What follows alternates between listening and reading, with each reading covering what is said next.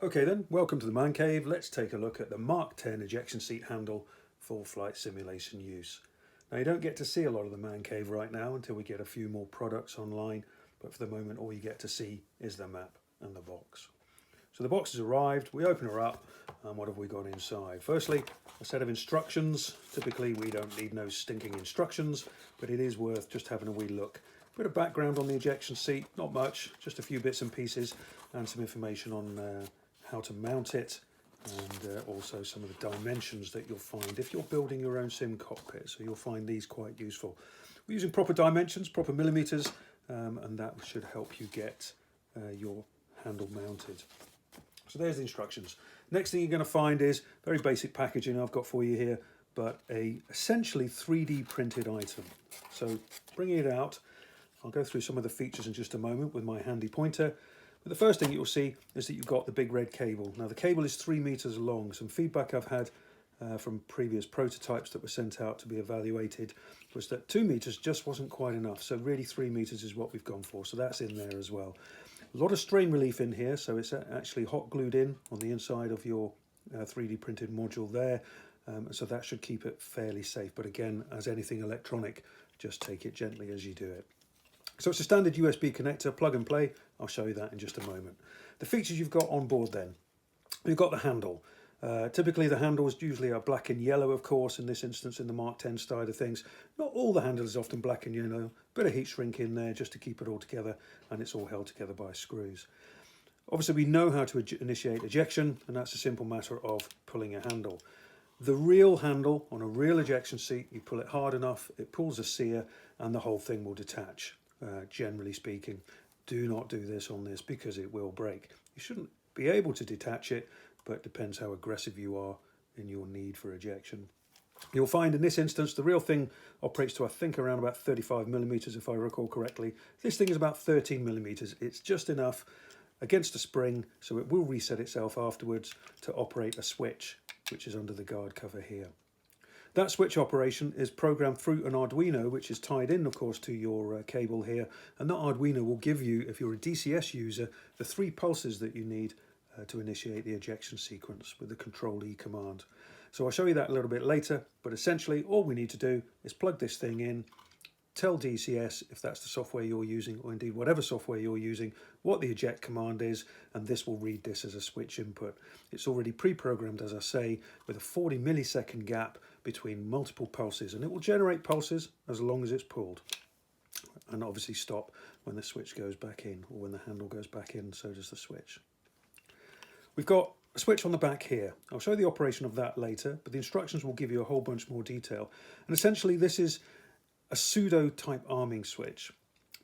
It's a bit difficult for me to put a pin in here. The prototype versions did have a pin. The problem we have is not everyone is a sim cockpit builder, and you'll find some information in here about the history of the pin and how it works. Now the standard Royal Air Force method, of course, certainly on the older seats, is to have a pin. I've got a whole section here detailing all the stuff about how the pin gets used.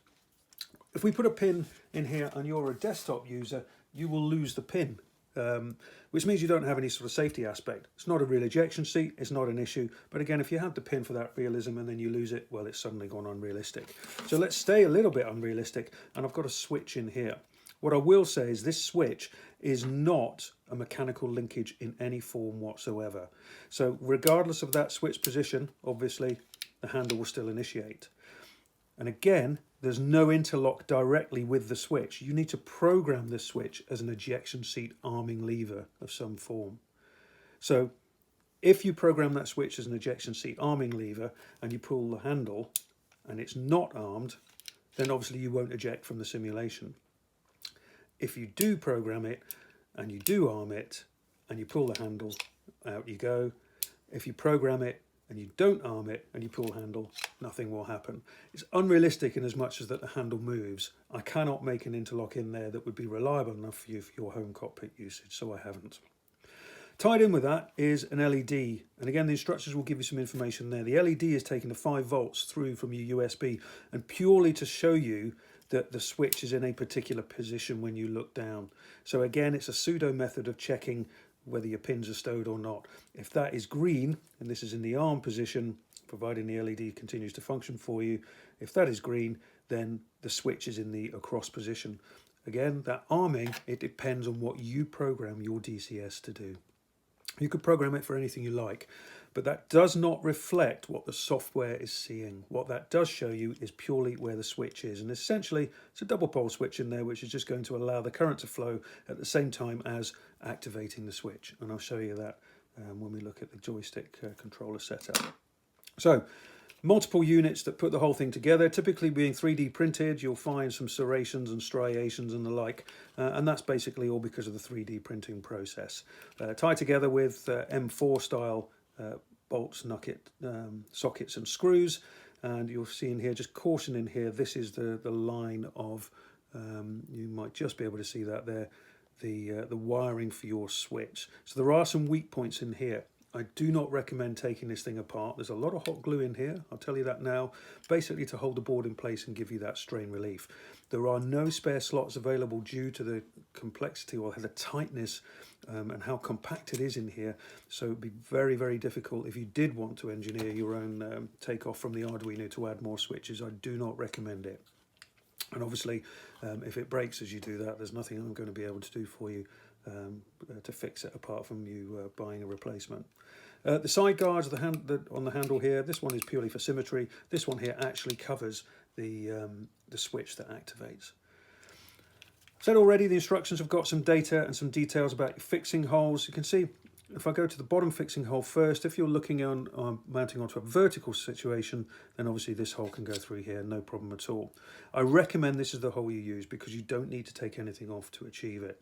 Likewise, if you're mounting it on a horizontal surface, this hole here obviously is the one to use. Again, it will depend on your desktop setup and your sim setup, and also the dimensions that you'll find, of course, in your instruction booklet. I do not recommend, although they are available for use, if you find that you're space constrained, I do not recommend using these. One of the reasons for that is that you'll need to get a socket in there, a hex socket, very small one, to get these out. And once you take it off, you can then put it on, and it's a bit fiddly job to get these back in again. The problem is you might be heads down inside your cockpit build up or set up to achieve that. There's a massive potential for losing bits and screws and the like. And not only that, as I've mentioned already, there's the possibility of damaging this very, very petite wire that's in there offering you the system. I've done some modifications on the handle now, so we've got a nice finish there, finishing around the top with our black and yellow, and a nice feel to it. So it should sit there snugly, ready for use when you need it. Other things that we're going to find in the box here then, really quite simple. I've tried to help you out by just giving you a couple of inserts. No instructions really, but just a bit of common sense as to how it works. So it's an 8mm hole for the insert, that's the insert here. Screw that in with a 6mm hex to get that in, and then use a 5mm hex to put your M6 screw in there. If you've already got some holes based on the dimensions, as I've said, that you'll find in your book here, and in this instance, I'm trying to give you as many options as I can. You'll find some dimensions there. In this instance here, looking at these ones, it's 98mm across. If you pre-drill your own holes, then I've also included some M6 nylock bolts, which you'll be able to put it through. I do not recommend using those inserts for anything that's particularly thin or flimsy material.